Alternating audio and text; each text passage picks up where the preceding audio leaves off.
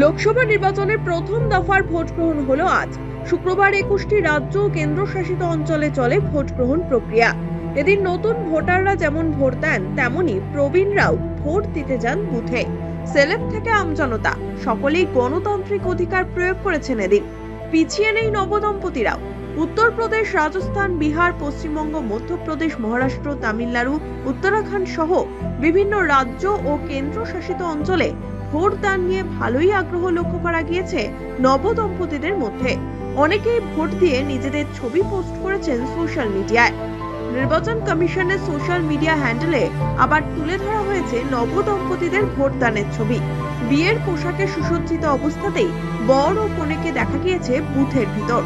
বিয়ের আচার অনুষ্ঠানের ফাঁকে তারা কেউই ভোটদান থেকে বিরত থাকেননি। জম্মু ও কাশ্মীরের উধমপুরে নববধূকে নিয়ে ভোট দিয়েছেন শাহিল আবার। উত্তরাখণ্ডের পাউরি গাড়ওয়ালের একটি বুথেও দেখা গিয়েছে নবদম্পতিকে। রাজস্থানের জয়পুর জেলার বারোয়ারাতে এক কনেকে বিয়ের পোশাকেই বুথে দেখা গিয়েছে ভোটাধিকার প্রয়োগ করতে। मेरा नाम राधिका शर्मा है और मैं विलेज जिप से हूँ। कल ही मेरी शादी हुई और आज विदाई हुई है और मैंने अपने हस्बैंड से बोला कि हमें वोट देने के लिए जाना चाहिए, जबकि मेरा वोट यहाँ पर नहीं है, मेरे वहीं घर पे ही होएगा।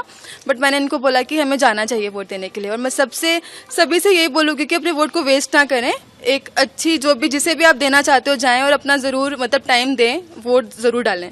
तो कितनी खुशी हुई आपके हस्बैंड अभी अपने घर नहीं गए थे, पहले आपने उनको बोला था? बहुत खुशी हुई कि वो कि देश के लिए, सोसाइटी के लिए इतना सोचते हैं कि अपना कीमती वोट जिसे भी देना चाहते हैं वो देने गए और मुझे अच्छा लगा। একই ছবি ধরা পড়েছে মধ্যপ্রদেশের বালাঘাটেও। সেখানেও নবদম্পতি বিয়ের পোশাকেই বুথে গিয়ে ভোট দিয়েছেন। উত্তরপ্রদেশের মুজফ্ফরনগরে এক নববধূ বিয়ের মণ্ডপ থেকে শটান চলে যান বুথে ভোট দিতে।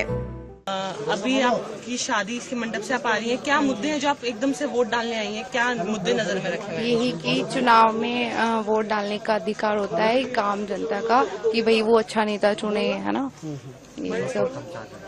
और सबसे पहले हमारे चाचा जी हैं, हमारे गांव से हैं, तो हमारा फुल सपोर्ट है उनकी साइड, इसलिए। মধ্যপ্রদেশের নরসিংহপুরেও এক নবদম্পতি বিয়ের মণ্ডপ থেকে সোজা চলে গিয়েছিলেন ভোট গ্রহণ কেন্দ্রে। বিয়ের পরই ভোটদান করেন দম্পতি। লাল বেনারসি আর হাতে মেহেंदी পরেই ভোট দেন নববধূ। क्या कहेंगे योगेश, कितना खुशनसीबी है और क्या बात रखी थी पूजा ने आपसे? उसके बाद मेरी पत्नी ने बात रखी थी कि एक बार मेरे को जा रही हूँ तो यहाँ पे एक बार और लोकतंत्र का मतदान डालने की इच्छा व्यक्त की थी, तो मैंने उसके लिए हाँ की है। तो अभी आप ससुराल ले गए उनको? अभी नहीं गए, अब जा रहे हैं, अभी विदाई हुई है। अच्छा हाँ। तो रात भर से जाग के फिर हाँ, आपने आज रात भर जाकर आप भी करेंगे मतदान? हाँ वहाँ जाके करेंगे मतदान। পশ্চিমবঙ্গেও একই ছবি দেখা গেল। গণতান্ত্রিক অধিকার প্রয়োগে কোনো কিছুই বাধা হতে পারে না, এটাই দেখালেন বর। এদিন বিয়ের পিঁড়িতে বসার আগে বর সাজেই ফুল দিয়ে সাজানো গাড়িতে করে ভোট গ্রহণ কেন্দ্রে এসে ভোট দিলেন সত্যজিৎ রায়। শুক্রবার আলিপুরদুয়ারের ফালাকাটা শহরে ধরা পড়ল এমনই এক ছবি। আজকে তো আপনার বিয়ে, তার মধ্যে ওই বিয়ের আসর ছেড়ে এসে ভোট দিলেন, মানে কিরকম লাগলো, কি বলবেন এই মুহূর্তটা? মুহূর্তটা খুবই ভালো লাগলো, ভোট তো অবশ্যই দিতে হবে। সব মিলিয়ে এদিন গণতন্ত্রের উৎসবে মেতে উঠেছিলেন জনসাধারণ। প্রথম দফার ভোটের পর এখনো বাকি আরো 6 দফা, তাই ভোট নিয়ে মানুষের উত্তেজনা এখনই থামার নয়। আগামী 4 জুন লোকসভা নির্বাচনের ফলাফল, তাই আপাতত সেই দিনটারই অপেক্ষায় আমজনতা। Bureau report, one India Bangla.